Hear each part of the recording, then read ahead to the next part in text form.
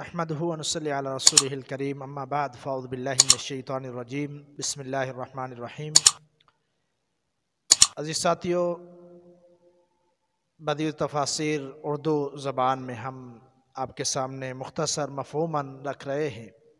تلاوت کلام پاک کے آداب کے حوالے سے گفتگو ہو رہی تھی۔ پچھلے درس میں ہم نے احادیث بیان کی تھی 3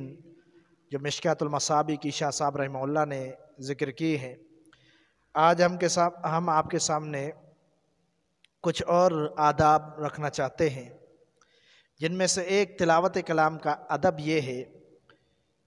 مستحب یہ ہے کہ منہ کی صفائی ہونی چاہیے، پاک صاف منہ ہو، ایسا نہ ہو کہ منہ کے اندر بو ہو یا بو والی چیز کھائی ہو اور پھر تلاوت کر رہے ہوں، تو ایسا نہ ہو، بلکہ صاف اور پاک منہ ہو، صفائی کے ساتھ تلاوت کرنی چاہیے۔ علقمہ تابعی ہیں، وہ روایت کرتے ہیں کہ ہم حمص میں علاقے میں تھے تو عبداللہ بن مسعود رضی اللہ تعالیٰ عنہ نے سورۃ یوسف کی تلاوت کی، تو ایک شخص نے اعتراض کیا اور یہ کہا کہ یہ تلاوت صحیح نہیں کی۔ عبداللہ بن مسعود رضی اللہ تعالیٰ عنہ نے قسم کھائی، کہا کہ واللہ لقرأتها علی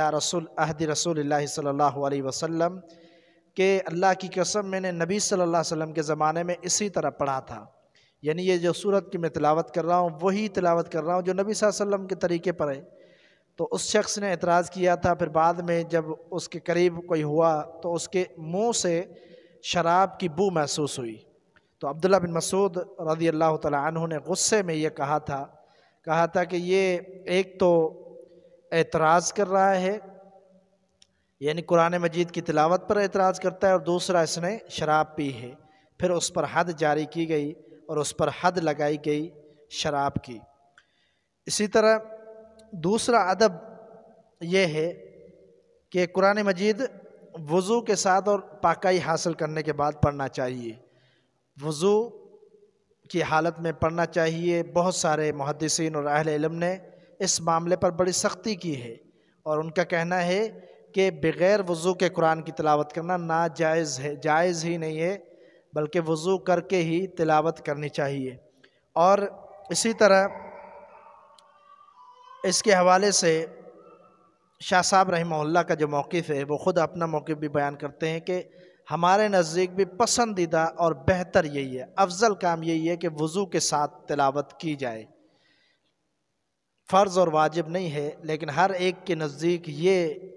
بہتر اور افضل ہے کہ تلاوت کلام پاک وضو کے ساتھ ہونی چاہیے، بغیر وضو کے نہیں۔ اسی طرح تیسرا ایک ادب وہ یہ ہے کہ قرآن مجید کی جو تلاوت ہے بیٹھ کر تلاوت کرنی چاہیے، اور مسجد میں تلاوت کرنا زیادہ افضل ہے۔ لیکن اگر کوئی بندہ گھر میں تلاوت کرتا ہے تو وہ بھی جائز ہے اور درست ہے، جس طرح کچھ روایات میں ملتا ہے۔ بلکہ ایک روایت صحیح مسلم کی ہے، سیدنا ابو ہریرہ رضی اللہ تعالیٰ عنہ کی، وہ فرماتے ہیں نبی علیہ الصلوۃ والسلام نے فرمایا، ان الشیاطین ینفر من البیت الذی یقرأ فیہ سورۃ البقرہ، کہ جس گھر میں سورۃ بقرہ کی تلاوت کی جائے تو وہاں سے شیطان بھاگ جاتے ہیں۔ یہ سیدنا ابو ہریرہ رضی اللہ تعالیٰ عنہ سے روایت ہے، یہ صحیح مسلم کی روایت ہے۔ تو اس سے معلوم ہوا کہ گھر میں بھی تلاوت کی جاتی ہے اور کی جا سکتی ہے، کوئی مسئلہ نہیں ہے، لیکن بہتر اور افضل یہ ہے کہ علماء اہل علم بھی کہتے ہیں کہ مسجد کے اندر قرآن مجید کا دور کرنا، تلاوت کرنا، یہ زیادہ افضل ہے۔ اسی طرح چوتھا جو اس میں شاہ صاحب رحمہ اللہ نے ادب ذکر کیا ہے وہ یہ ہے کہ راستے کے اندر تلاوت کرنا، کیا یہ درست ہے یا نہیں؟ تو اس کی اجازت شریعت میں موجود ہے۔ اگر کوئی راستے میں چلتے ہوئے سواری میں تلاوت کرتا ہے یا چلتے ہوئے تلاوت کرتا ہے تو اس سے منع نہیں ہے۔ سیدنا ابو دردہ رضی اللہ تعالیٰ عنہ سے روایت ہے سنن ابی داؤد کے اندر کہ سیدنا ابو دردہ رضی اللہ تعالیٰ عنہ چلتے پھرتے راستے میں تلاوت کیا کرتے تھے۔ اسی طرح ایک روایت جو فتح مکہ کے موقع پر ملتی ہے، اس حوالے سے ملتی ہے کہ نبی علیہ الصلوۃ والسلام جب فتح مکہ کے لیے جا رہے تھے تو سواری پر اللہ کے رسول صلی اللہ علیہ وسلم سورۃ فتح کی تلاوت کر رہے تھے، جس سے ثابت ہوتا ہے کہ نبی علیہ الصلوۃ والسلام نے اس سے منع نہیں کیا اور ناجائز بھی نہیں ہے، کہ اگر کوئی بندہ بس میں سفر کر رہا ہے، ٹرین میں سفر کر رہا ہے، یا کسی جانور پر سفر کر رہا ہے، یا پیدل سفر کر رہا ہے تو تلاوت قرآن کر سکتا ہے۔ اسی طرح جو 5واں ادب ذکر کیا گیا ہے وہ یہ ہے کہ قرآن مجید کی تلاوت کرتے وقت قبل رخ ہو کر تلاوت کرنا یہ زیادہ افضل ہے اور بہتر ہے۔ کچھ روایات میں آتا ہے کہ تمہاری بہتر مجلس سے بہتر وہ ہیں کہ جس میں قبل رخ ہو کر بیٹھا جائے، تو یقیناً تلاوت کے لیے بھی بہتر یہی ہے کہ قبلہ کی رخ ہو کر تلاوت کی جائے۔ اگر نہ ہو رخ تو ضروری نہیں ہے، لیکن بہتر یہی ہے۔ اسی طرح چھٹا جو قرآن مجید کا ادب ہے تلاوت کا وہ یہ ہے کہ تدبر اور غور و فکر سے قرآن مجید پڑھنا، اور خاص آیات کو سمجھ کر غور کر کے پڑھنا، جیسا کہ ابن ماجہ کی روایت ہے۔ سیدنا ابو ذر غفاری رضی اللہ تعالیٰ عنہ یہ حدیث بیان کرتے ہوئے فرماتے ہیں کہ ایک دفعہ نبی صلی اللہ علیہ وسلم نے تہجد کی نماز میں سورۃ مائدہ کی تلاوت کی، تو اس میں یہ آیت آئی کہ ان تعذبہم فانہم عبادک۔ یہ جب آیت آئی تو نبی علیہ الصلوۃ والسلام بار بار اس آیت کو دہرا کر پڑھ رہے تھے، یعنی جس سے ثابت ہوتا ہے کہ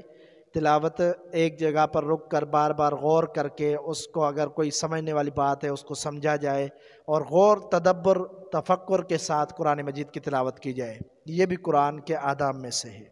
تو امام نووی رحمہ اللہ نے سیدنا تمیم داری، اسی طرح ابن مسعود، سیدہ اسماء، سیدہ عائشہ صدیقہ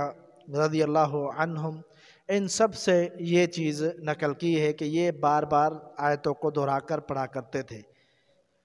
اس کے بعد جو 7واں قرآن مجید کی تلاوت کا ادب ہے وہ یہ ہے تلاوت کے وقت رونا، یہ مستحب عمل ہے۔